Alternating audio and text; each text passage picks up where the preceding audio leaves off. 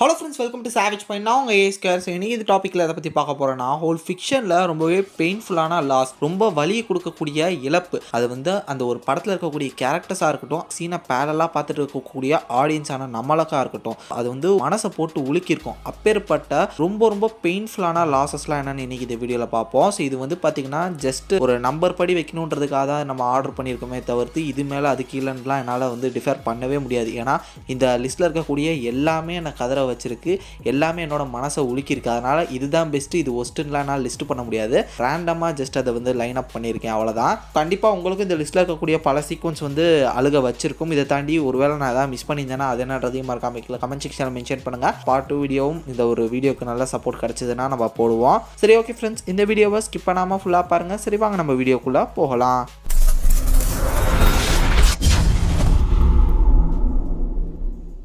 நம்ம லிஸ்ட்டில் 8ஆவதாக இருக்கிறது ஜாக் டைட்டானிக்லேருந்து. படம் ஸ்டார்ட் ஆகும்போதெல்லாம் நல்லா தான் போகும். பட் அந்த ஒரு படம் மிட் ஆஃப் த போர்ஷனில் ஒரு மாதிரி ரொம்ப டார்க்காக போய்கிட்டே இருக்கும். அந்த ஒரு சீக்வன்சஸ்லாம் really ரொம்ப என்னை வந்து ஹர்ட் பண்ணுச்சு. லைக் எப்படின்னா, ஒரு ஹஸ்பண்ட் அண்ட் ஒய்ஃப் வந்து நம்ம போகலாம் வேணாம், இங்கேயே நம்ம மூழ்கிடுவோம், நீ போய் நான் இங்கே இருக்கணும் அப்படின்னு அவசியம் இல்லை, 2 பேருமே சேர்ந்து சாவோன்னு ஒரு 2 பேர் தியாகம் பண்ணுறதா இருக்கட்டும். அந்த கப்பல் ஓட்டின கேப்டன் வந்து தான் இருக்கக்கூடிய அந்த ஒரு பொசிஷன்லேருந்து அங்கே இருக்கக்கூடிய எல்லாரையும் தப்பிக்க விட்டுட்டு இவர் அக்செப்ட் பண்ணி இறக்குறதா இருக்கட்டும். தென் இது மட்டும் இல்லாமல் ஜாக் வந்து பார்த்தீங்கன்னா ரோஸை காப்பாற்றிட்டு ரோஸ்க்காக அவர் அப்படியே அந்த ஒரு கடலில் உயிரை விடுவார். அதை ரோஸ் பார்த்துட்டு கவலைப்பட்டு கண்ணீர் விடுவாங்க. ஸோ இந்த ஒரு மொத்த சீக்வன்சஸுமே வந்து பார்த்தீங்கன்னா அங்கே இருக்க ஆடியன்ஸஸையுமே வந்து ஹர்ட் பண்ணும். பேலெல்லாம் வெளியே இருந்து பார்த்துட்டு இருக்கக்கூடிய ஆடியன்ஸ் ஆனால் நம்மளையுமே ஹர்ட் பண்ணும். லிட்ரலி மொத்த சீக்வன்சஸ்லையும் வந்து பார்த்தீங்கன்னா நான் கதறி அழுதிருப்பேன் அப்படின்னு சொல்லலாம். எல்லாருக்கும் ஒவ்வொரு தனி எமோஷன் ஒன்று போயிட்டு இருக்கும். அப்படி ஒரு ஹோல்சம் எமோஷன் சீக்வன்ஸாக வந்து பார்த்தீங்கன்னா டைட்டானிக்லாம் அந்த ஒரு சீக்வன்ஸாக நான் சொல்லுவேன். நம்ம லிஸ்ட்டில் 7ஆவதாக இருக்கிறது கமோராவோட டெத் வந்து ரியலி அன்அக்செப்டபுளாக எனக்கு இருந்துச்சு. அந்த ஒரு இன்ஃபினிட்டி வார் பார்த்துட்டு இருக்கும்போது தானோஸ் இப்படி பண்ணுவார் நான் எதிர்பார்க்கல. பட் அதை பண்ணி அவருக்கு அந்த ஸ்டோன் வேணுன்ற அந்த ஒரு ஸ்டேஜுக்கு போகும்போது அந்த ஒரு டெத் வந்து ஒரு மிகப்பெரிய இம்பாக்டை தான் எனக்குள்ளே க்ரியேட் பண்ணிச்சு. தானோஸ்க்கு அது ஒரு மிகப்பெரிய இம்பாக்டை க்ரியேட் பண்ணியிருக்கும். கார்டியன்ஸ் டீம் மொத்த பேருக்கும் அது வந்து ஒரு சோகத்தை உள்ளாக்கியிருக்கும். முக்கியமாக ஸ்டார்லாட் அதை அக்செப்ட் பண்ணிக்கவே முடியாமல் போயிருக்கும் அவரால். இது மாதிரி அந்த ஒரு படத்தில் இருக்கக்கூடிய கேரக்டர்ஸ்க்கும் சரி, அந்த படத்தை பார்த்துட்டு தான் நமக்கும் சரி மிகப்பெரிய ஒரு கவலையான ஒரு விஷயமா வந்து பார்த்தீங்கன்னா கமோராவோட அந்த ஒரு சாக்ரிஃபைஸ் இருந்திருக்கும். நம்ம லிஸ்ட்டில் 6ஆவதாக இருக்கிறது முஃபாசா. லைன் கிங் படத்தில் ஒரு செம்ம கிரேட்டஸ்டான ஒரு கேரக்டர்னா வந்து பார்த்தீங்கன்னா முஃபாசா தான். அமேசிங்கான ஒரு கேரக்டர், ஒரு மோட்டிவேட்டிங் கேரக்டர், பவர்ஃபுல்லான பல டைலாக்ஸ் அந்த படத்தில் அவர் டெலிவர் பண்ணுவார் அவரோட பையனுக்கு. அவருக்குன்னு ஒரு சில மாஸ் மொமெண்ட்ஸ்லாம் இருக்கும். அப்படியெல்லாம் அந்த கேரக்டர் வந்து ஒரு மாதிரி செம்ம கிரேட்டரான ஒரு லைன் பா, இவர் தான்ப்பா கிங் அப்படின்ற மாதிரி பார்த்துருந்த ஒரு டக்குன்னு ஒரு சதி திட்டத்தினால வந்து அவர் இறந்து போகிற மாதிரி பார்க்கக்கூடிய அந்த ஒரு சீக்வன்ஸ் ரொம்பவே வந்து ஒரு மன கஷ்டமாக இருந்தது. அந்த ஒரு சீக்வன்ஸில் அவரோட பையன் சிம்பாவுமே உடஞ்சு போயிருப்பார். அங்கே இருக்கக்கூடிய மொத்த அனிமல்ஸும் வந்து பார்த்தீங்கன்னா உடஞ்சு போயிருக்கும். பேரலாக அங்கே ஒரு அப்பா இறந்துருக்கும் போது பக்கத்தில் அந்த குட்டி சிங்கக்குட்டி போய் அப்பா அப்படின்னு அழுகும்போது வந்து பார்த்தீங்கன்னா ஆடியன்ஸான நமக்குமே கண்ணில் தண்ணி வந்துடும். அது வந்து நமக்கே தெரியுது அது வந்து ஒரு சிஜி தான் அப்படின்னு சொல்லிட்டு, பட் இருந்தாலுமே கண்ணீர் வந்திருக்கும்.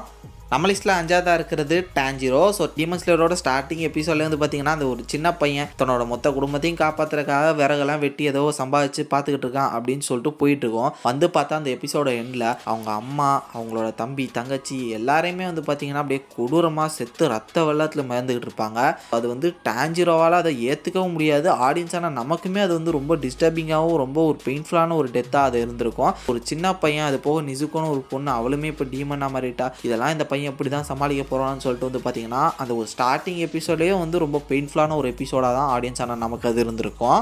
நம்ம லிஸ்ட்டில் 4ஆவதாக இருக்கிறது குவென் ஸ்டேசியோட டெத். கண்டிப்பாக இந்த ஒரு டெத்தை வந்து நம்மளால் வந்து மறக்கவே முடியாது. இது வந்து ஆண்ட்ரியா கேஃபில், அதாவது அந்த ஸ்பைடர்மேன் வந்து குவென் ஸ்டேசியோட டெத்தை பார்த்து ஃபீல் பண்ணுவார்ல, அதுக்கு ஈக்குவலாக அந்த ஒரு படத்தை பார்த்தா மொத்த பேரும் கதறி அழுதாங்க. ஸ்டில் இப்போ வரையும் வாட்ஸ்அப் ஸ்டேட்டஸ் அது இதுன்னு சொல்லிட்டு அந்த ஒரு விஷயம் எப்பயுமே பல பேருக்கு ஒரு எமோஷ்னலான ஒரு விஷயமா இருந்திருக்கு. யாராலையும் இந்த ஒரு மொமெண்ட்டாக மறக்கவே முடியாது. அட பாவி அப்படின்னு சொல்லிட்டு அவ்வளோ ஒரு கவலையான ஒரு சீக்வன்ஸ். அதுவும் முக்கியமாக நோவே ஹோமில் அந்த ஒரு தப்பை அவர் திரும்பி ரிப்பீட் பண்ணாமல் கிளியர் பண்ண மாதிரியான ஒரு ஷாட்ஸ்லாம் காமிச்சது வந்து பார்த்தீங்கன்னா லிட்ரலி அந்த ஒரு படத்தை பார்த்து அழுது எல்லார் கண்ணிலையும் மறுபடியும் ஒரு தண்ணி வந்துருச்சு. அந்த மாதிரியான ஒரு சீக்வன்ஸ் வந்து பார்த்தீங்கன்னா ரீக்ரியேட் பண்ணியிருப்பாங்க. அது கண்டிப்பாக ஆடியன்ஸ் ஆன நீங்களும் வந்து பார்த்தீங்கன்னா அது ஃபேஸ் பண்ணியிருப்பீங்க நான் நினைக்கிறேன். சேம் இதே ஒரு ஃபீல் உங்களுக்கு இருந்திருக்கும்னு எனக்கு தோணுது.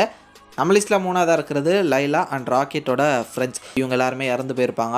Guardians of the Galaxy volume 3 படத்தில் வந்து பார்த்தீங்கன்னா ராக்கெட் ரக்குனோட ஒரு சின்ன ஃப்ளாஷ்பேக் போர்ஷன் வந்து காமிச்சிருப்பாங்க. அதில் வந்து எப்படி அந்த எவல்யூஷனரி கீழே வந்து இவங்க இருந்தாங்க அப்படின்றதெல்லாம் காமிச்சிருப்பாங்க. அதில் ராக்கெட் ரக்குன் வந்து ரொம்ப இன்னசென்ட்டாக அவருக்குன்னு ஒரு ஃப்ரெண்ட்ஸ் அப்படின்னு சொல்லிட்டு செம்ம ஜாலியாக அவரால் எவ்வளோ சந்தோஷமாக அந்த ஒரு பொசிஷனில் இருக்க முடியுமோ அவ்வளோ சந்தோஷமாக இருந்திருப்பாரு. பட் அவங்களோட டெத்தெல்லாம் வந்து பார்த்தீங்கன்னா ரியலி ரொம்ப ரொம்ப ஒரு கொடூரமான டெத். அது வந்து ஒரு மிகப்பெரிய பெயினை வந்து ராக்கெட் ரக்குன் மட்டும் இல்லாமல் நமக்குமே பேரலாக கிரியேட் பண்ணியிருக்கோம். நமக்கே நல்லா தெரியுது அது வந்து ஒரு சிஜி கேரக்டர் தான். ஆனால் அது அந்த டெத்தை பார்த்து அது உடஞ்சி அழுவும் போது லிட்டரலி நம்ம எல்லாருக்குமே வந்து பார்த்தீங்கன்னா தண்ணி விட்டுச்சுன்னு சொல்லலாம். அதுக்கு ஒரு மிகப்பெரிய ஹேட்ஸ் ஆஃப் ராக்கெட் ரக்குனுக்கு வாய்ஸ் ஓவராக கொடுத்த ஆக்டர் கூப்பருக்கு தான் அது போய் சேரணும்னு நான் சொல்லுவேன். ஸோ பயங்கரமான ஒரு எமோஷன் வந்து பார்த்தீங்கன்னா கன்வே பண்ணியிருப்பாங்க.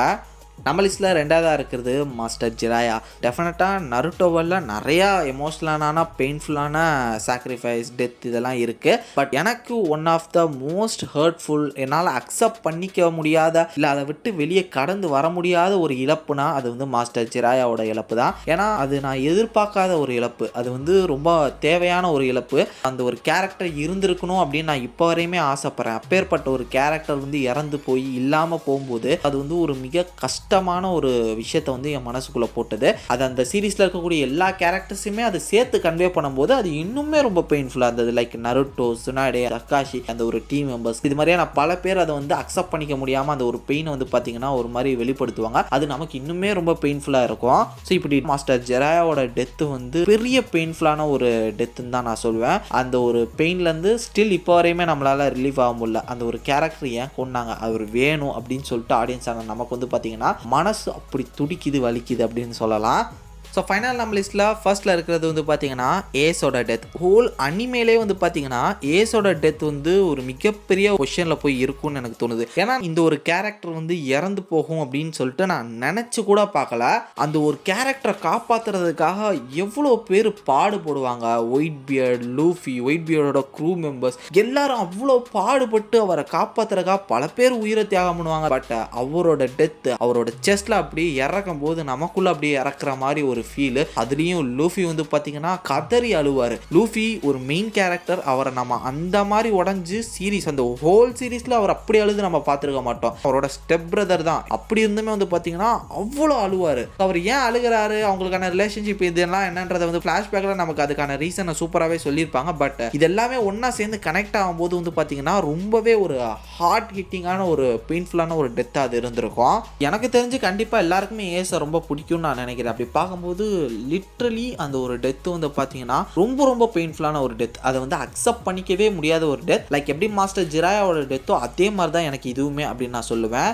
ஸோ எஸ், இதுதான் வந்து எனக்கு பர்சனல் ஃபேவரட்ஸ்ன்னு சொல்லலாம். ஸோ இதே மாதிரி கண்டிப்பாக உங்களுக்கு இருக்கும். இதில் நான் ஏதாவது ஒரு சில விஷயங்கள் நான் மிஸ் பண்ணியிருந்தேன்னா அது என்னன்றதை கூட மறக்காம கீழே கமெண்ட் செக்ஷனில் மென்ஷன் பண்ணுங்கள். தென் இந்த லிஸ்ட்டில் உங்களுக்கு ரொம்ப ஹார்ட் ஹிட்டிங்காக உங்களுக்கும் அதே ஒரு ஃபீலை கொடுத்த சீக்வன்சஸ்லாம் என்னன்றதை மறக்காம கீழே கமெண்ட் செக்ஷனில் மென்ஷன் பண்ணுங்கள். நான் பார்த்து தெரிஞ்சுக்கிறேன். இதே மாதிரி தொடர்ந்து நிறைய இன்ட்ரெஸ்டிங்கான வீடியோஸ் பார்க்குறதுக்கு மறக்காம நம்ம சாவேஜ் பாயிண்ட் சேனல் சப்ஸ்கிரைப் பண்ணி அந்த பெல் ஐகானை ப்ரெஸ் பண்ணிக்கங்க. அடுத்த ஒரு இன்ட்ரெஸ்டிங்கான வீடியோவில் நாளைக்கு மீட் பண்ணுறது வரையும் tata bye bye, take care from A Square.